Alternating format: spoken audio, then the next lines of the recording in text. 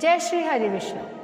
क्या सचमुच एक पत्नी की श्रद्धा, एक व्रत की शक्ति और भगवान विष्णु की कृपा किसी राक्षस को फिर से देवता बना सकती है?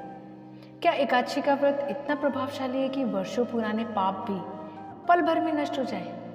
आज की ये कथा केवल एक व्रत कथा नहीं, बल्कि प्रेम, तपस्या, विश्वास और भगवान की अनंत कृपा का ऐसा रहस्य है जिसे सुनकर आपका हृदय भक्ति से भर उठेगा।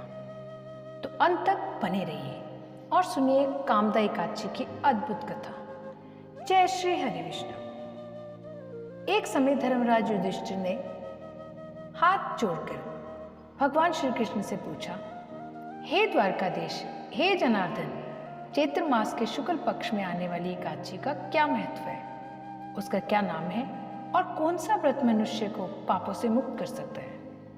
भगवान श्री कृष्ण मुस्कुराए। उनके मुख से निकले प्रत्येक शब्द मानो अमृत की धारा बनकर बह रहे थे।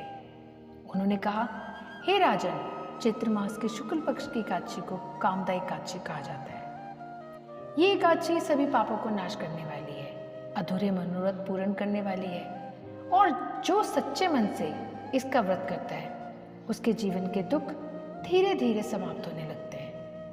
अब मैं तुम्हें इसकी दिव्य कथा सुनाता हूँ, ध्यानपूर्वक सुनो।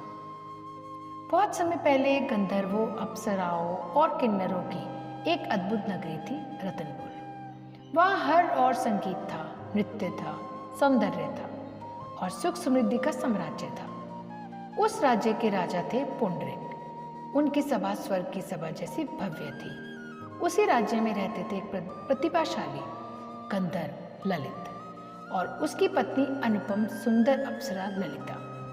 दोनों एक दूसरे से अत्यंत प्रेम करते थे। उनका संसार, उनका प्रेम, उनकी मुस्कान बस एक दूसरे में ही बसती थी। एक दिन राजा पुंडरीक की विशाल सभा सजी हुई थी। वाद्य यंत्र बज रहे थे, गंधर्व गा रहे थे और उसी सभा में ललित को गायन और नृत्य प्रस्तुत करना था।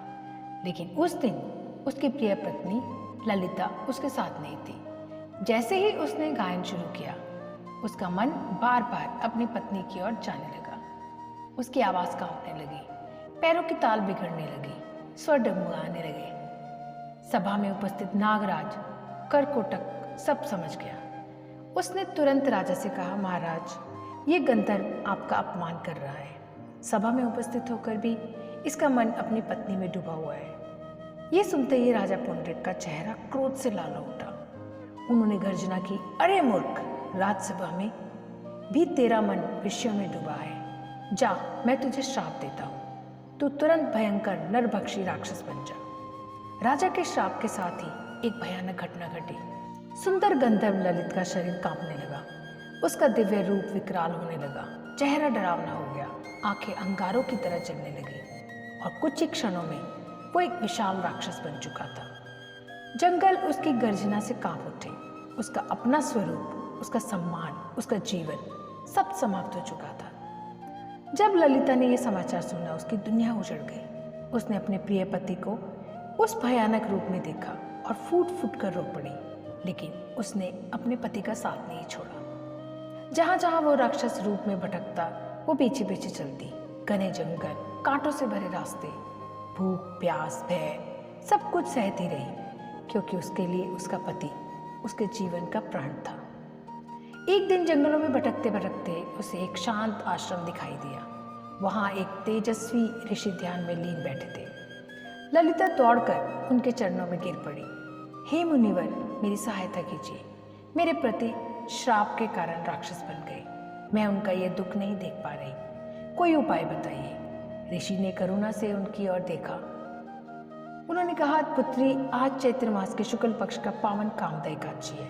ये व्रत असंभव को संभव बना सकता है। तुम पूर्ण श्रद्धा से ये व्रत करो और इसका पुण्य अपने पति को समर्पित कर देना। ललिता ने उसी क्षण संकल्प लिया।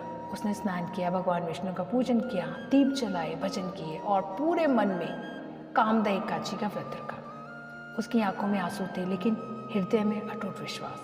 वो बार बार प्रार्थना कर रही थी, हे श्री हरि, यदि मेरी भक्ति सच्ची है तो मेरे पति को इस पीड़ा से मुक्त कर दीजिए। द्वादशी का समय आया। ललिता पुनः ऋषि के सामने खड़ी हुई, हाथ जोड़कर बोली, हे मुनिवर, मैंने जो कामदा एकादशी का व्रत किया है उसका समस्त पुण्य मैं अपने पति को अर्पित करती हूँ। जैसे ही उसके मुख से ये शब्द निकले, अचानक वातावरण बदलने लगा। दिव्य प्रकाश फैल गया, आकाश से पुष्प वर्षा होने लगी और उसी क्षण राक्षस बने ललित के शरीर से अंधकार दूर होने लगा। उसका भयानक रूप समाप्त होने लगा। कुछ ही पलों में वो फिर से अपने दिव्य गंधर्व स्वरूप में प्रकट हो गया। ललिता की आंखों में आनंद के आंसू बह निकले। पति पत्नी दोनों भगवान विष्णु के चरणों में नतमस्तक हो गए। भगवान श्री कृष्ण ने कहा, हे युधिष्ठिर, यह है कामदा एकादशी का महात्म्य। जो मनुष्य श्रद्धा से इसका व्रत करता है उसके पाप नष्ट होते हैं, कष्ट दूर होते हैं और जीवन में शुभता का प्रवेश होता है। इस कथा को सुनने और सुनाने से महान यज्ञों के समान पुण्य प्राप्त होता है।